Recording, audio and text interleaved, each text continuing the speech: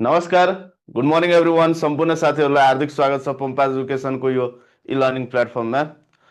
साथीहरू, first of all sound video clear छ कि छैन कमेन्ट गर्नु होला।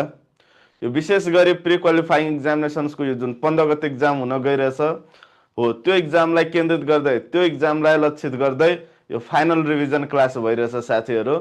तपाईँहरू कुन कुन टपिकबाट कुन कुन कुराहरू पढेर जानु भन्ने विषयमा यो क्लास भइरहेछ। हिजो पनि तपाईँहरू आर्थिकको क्लास लिइसक्नु भयो, हिजो चाहिँ नेपालको भूगोलको पनि भयो।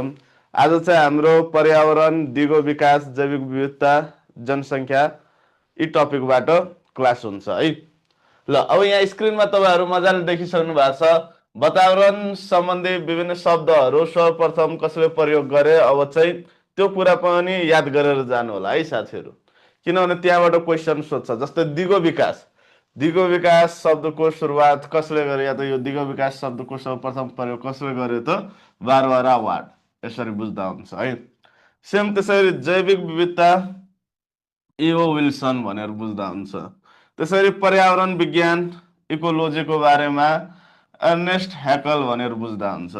हो, यी सबै शब्दावलीहरू पनि एकचोटि हेरेर जानु होला। यहाँबाट पनि धेरै पटक क्वेसन सोधेको छ हरितगृह प्रभावको बारेमा, हरितगृह सम्बन्धी, र अझै भन्नुपर्दा ओजन तह सम्बन्धी यस्ता यस्ता क्वेसनहरू धेरै पटक सोधिसकेको छ। दिगो विकास शब्दको प्रयोग कसले गरे सर्वप्रथम, यस्ता यस्ता क्वेसनहरू सोधिसकेको छ। त्यही भएर यो एकदम इम्पोर्टेन्ट हुन सक्छ है। र अझै भन्नुपर्दा पारिस्थितिक पद्धतिको बारेमा भन्नुपर्दा एजे टान्सले, यसरी बुझ्दा हुन्छ। र सेम त्यसरी यो शब्दहरू चाहिँ तपाईँहरूलाई म एकछिनमा यो पिडिएफ प्रोभाइड गरिदिन्छु, त्यो हेर्नु होला।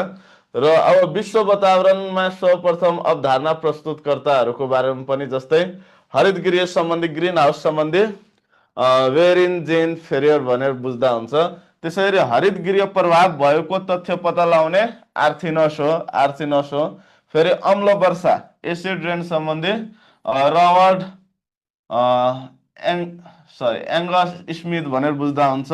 त्यसरी सिएफसी क्लोरो कार्बन ग्यासको उत्पादन गर्ने व्यक्ति भनेर सोध्यो भने डाक्टर थोमस मिज भनेर बुझ्दा हुन्छ है। या सिएफसी सम्बन्धी सोध्यो भने डाक्टर थोमस मिज भनेर बुझ्दा हुन्छ। यी कुराहरू जानिसकेपछि अनि त्यसपछि दिगो विकासको 17वटा लक्ष्यहरू हेरेर जानु होला साथीहरू। दिगो विकासको 17वटा लक्ष्य, दिगो विकासबाट एउटा एउटा क्वेसन सोध्छ। 17वटा जस्तै पर्यावरण, पर्यटन, हेक्टर सेवालेस भनेर बुझ्दा हुन्छ। ओजन त जेसी फर्म्यान भनेर बुझ्दा हुन्छ। त्यसरी चाहिँ तपाईँहरू यो सबै